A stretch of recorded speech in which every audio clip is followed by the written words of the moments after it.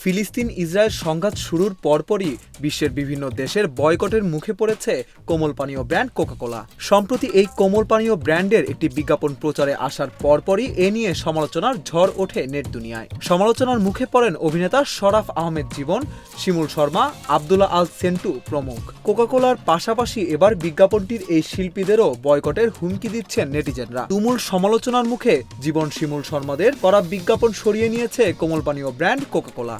ইউটিউবে আজ সকাল থেকে এই বিজ্ঞাপন আর দেখা যাচ্ছে না। সামাজিক যোগাযোগ মাধ্যমে শিমুল লিখেছেন, আমি শিমুল শর্মা, যদিও পরিচয় দেবার মতন একজন অভিনেতা এখনো হয়ে উঠতে পারিনি, কারণ একজন অভিনেতা হবার জন্য যে অধ্যাবসায় এবং দূরদর্শিতার দরকার সেটা এখনো আমার হয়ে ওঠেনি। তাই হয়তো না বুঝে করা আমার কাজ আজ আমার দর্শক তথা আমার পরিবার ও দেশের মানুষকে কষ্ট দিয়েছে। আর আমি ভবিষ্যতে কোনো কাজে অভিনয় করতে গেলে অবশ্যই আমাদের দেশের মূল্যবোধ, মানবাধিকার, মানুষের মনোভাবকে যথেষ্ট সম্মান দিয়ে বিবেচনা করে তারপর কাজ করব। আমি মাত্র আমার জীবনের পথ চলা শুরু করেছি। আমার এই পথ চলার ভুল ত্রুটি ক্ষমাসুলভ দৃষ্টিতে দেখবেন এবং আমাকে ভবিষ্যতে একজন বিবেকবান শিল্পী হয়ে ওঠার জন্য শুভকামনায় রাখবেন।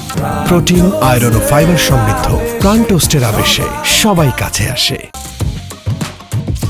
এদিকে অভিনেতা নির্মাতা শরাফ আহমেদ জীবন লিখেছেন, আমি একজন নির্মাতা এবং অভিনেতা হিসেবে সবার কাছে পরিচিত। বিগত 2 দশক ধরে আমি নির্মাণ ও অভিনয়ের সাথে জড়িত। সম্প্রতি কোকা-কোলা বাংলাদেশ আমার সাথে তাদের একটি বিজ্ঞাপন নির্মাণ এবং অভিনয় করার জন্য নিয়োগ করেছিল। আমি শুধুমাত্র তাদের দেয়া তথ্য ও উপাত্তই কাজটিতে তুলে ধরেছি। বিজ্ঞাপনটি প্রচার হবার পর থেকে আমি আপনাদের অনেক মিশ্র প্রতিক্রিয়া লক্ষ্য করছি এবং আপনাদের প্রতি সম্মান জানিয়ে আমি আবারও বলতে চাই, কাজটি শুধু আমার পেশাগত জীবনের একটি অংশ মাত্র। ব্যক্তিগত জীবনে আমি সবসময় মানবাধিকার বিরোধী যে কোনো আগ্রাসনের বিপক্ষে দাঁড়িয়েছি এবং আপনাদের অনুভূতি ও মতামতের প্রতি শ্রদ্ধাশীল থেকেছি। এখানে আমি কোথাও ইসরায়েলের পক্ষ নেইনি এবং আমি কখনোই ইসরায়েলের পক্ষে নই। আমার হৃদয় সবসময় ন্যায়ের পক্ষে এবং মানবতার পাশে আছে, থাকবে।